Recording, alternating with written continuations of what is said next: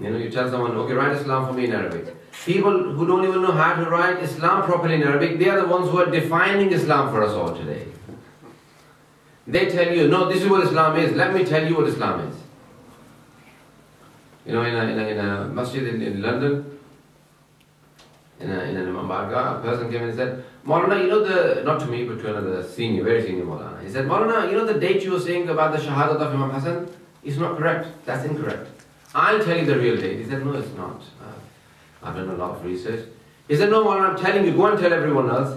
He said, why are you so sure? Only a murderer would be so sure what day he killed the Imam alayhi salam. You know why? People who haven't even read 2 books, they will come and give you the full definition. I'll tell you what Islam is. Hang on. Have you learned anything about Islam before you go and define Islam? You know, Taliban are so imposing in people who are extremists. I don't want to name any of the groups in London. You know them better than I do. You know, because it's being recorded, especially it's going to be going on the internet. It's going to cause a lot of problem for me because I live in London. So I don't want to be naming many of the groups, and I do travel a lot. You know, I've been to more than 30 countries, and you know, I've faced a lot of problem with a lot of immigration, a lot of these groups. They've been banned in Pakistan, they've been banned in, I don't know, Bangladesh now. Many other countries have banned them, even in India they're banned. But they're still not banned in the UK. Why? Probably the government wants that picture of Islam. You know, they want the extremist Muslims to be the real picture of Islam. That's how they want to portray Muslims. You know, that guy was Egyptian, he's gone now. He doesn't live in, yeah. He used to call himself Umar al-Bakri, what a good name for a terrorist. You know, the perfect name for a terrorist, Umar al-Bakri. Never call him Muhammad Umar al-Bakri, just call him Umar al-Bakri. You know? Why would he only come on the British media? You know, Channel 4, BBC would always bring him to represent the Muslims. He doesn't represent the Muslims. We need to be sure that we want to give the right picture. You know, in a Muslim country, if you wanted to ask or learn anything about Islam, you would refer to a scholar. In this country, each one of you is the preacher for Islam. You are all muballighin of Islam. When you go out, you are living the real picture of Islam. People look at you and say, well, that's what Islam is. They don't study Islam, they just look at Muslims and they say this is what Islam is. Okay? You need to live the perfect examples. Imam Jafar Sadiq alayhi salatu wasalam says, he says, Kunu du'atan linnasi bighayri alsinatikum. Invite the people towards your religion, not with your tongues, with your actions. And in English, you know, there is a proverb that says, actions speak louder than words. The Imam al-Islam 14 centuries ago said it. He said, don't invite the people by your tongues. Everyone listening? Yes. Have you heard of someone called Yahya Khan? General Yahya Khan? Pakistani president. One of the first, you know, he brought the martial law in 1969, 68, probably, 69, yes. 1969, he was a martial law leader in Pakistan. He was the president of Pakistan. He went to China and he, you know, the communist leader in China, you know, the founders of the Chinese communist state, Chunlai and Mao Zedong, you know.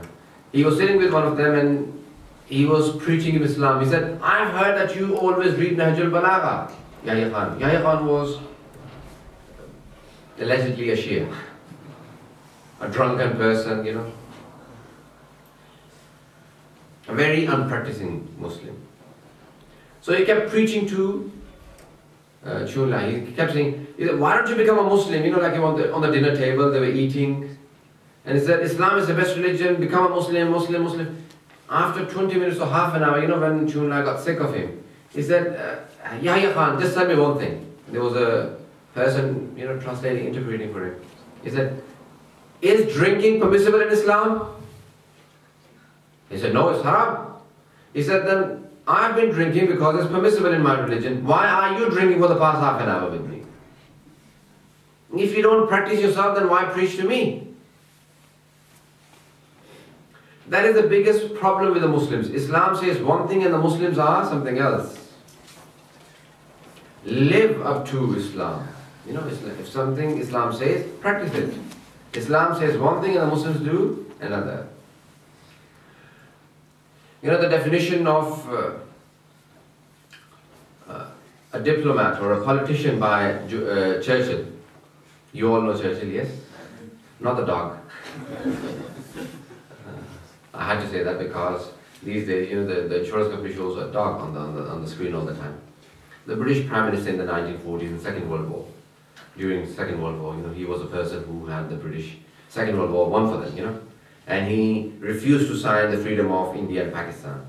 He said, I'll not sign the papers. So it was delayed till 1947 because of him. He said, I will not sign the papers and these countries can become free. Can you imagine? Anyway, he's a Western hero. You know what he said when they said to him, what is the definition of a politician? Siyasatdan ki taarif kya? He said, a politician is one who says something, thinks something and does something else. That's the best politician, you know. Look at the definition of a politician according to Churchill. He says a politician. This is exactly the definition of a munafiq or a hypocrite in the Holy Quran. You know, a hypocrite is someone who thinks something, says something and does something else. That's a munafiq.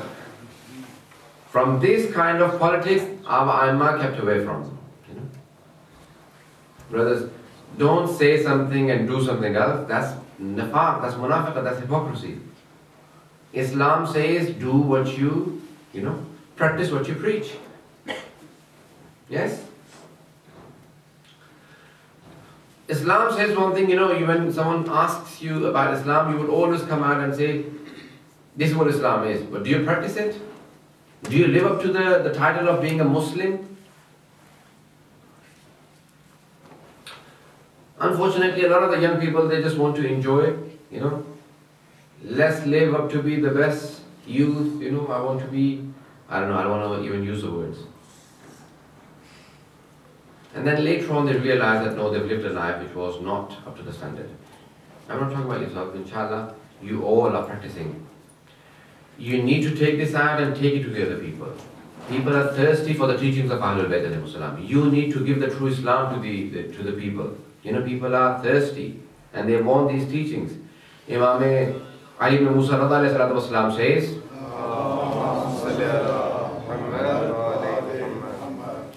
he says, Rahimallah imran ahya amrana. Allah, may Allah have mercy on the person who revives our teachings. When a person said, Mawla, what are your teachings? Who revives your teachings? He said, Man ta'allama ulumana wa yu'allimuha an-nas. The one who learns our sciences, our arts, our knowledge and teaches it to other people. Learn and teach to the other people. He says, Lo alama an-nasu mahasana kalamina lattaba'una. If the people knew our words, our hadiths, our teachings, our words, they would surely follow us. People don't know what the Imams have said. They don't know what the Holy Prophet has said, what Ali ibn Abi Talib has said. I know many people who just became